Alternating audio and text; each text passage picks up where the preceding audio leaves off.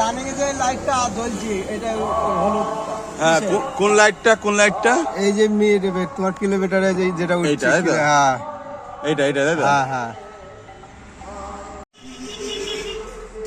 দেখো লাইট হচ্ছে যেটা জ্বলে আছে রানিং এ, এই যে লাইটটা জ্বলে আছে হ্যাঁ এইটা ডিএফ এর অনেক কারণে হয়। মেইনলি কি কারণ সেটা আমি তোমাদের বলি।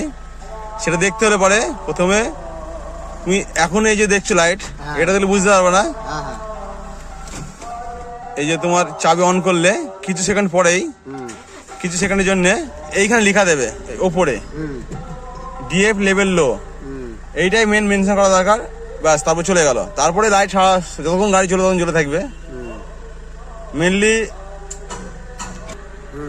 ছোট ডিসপ্লেতে যেটা লেখাটা দেয় ওটা কিছু সেকেন্ডের জন্য দিয়ে চলে যায়।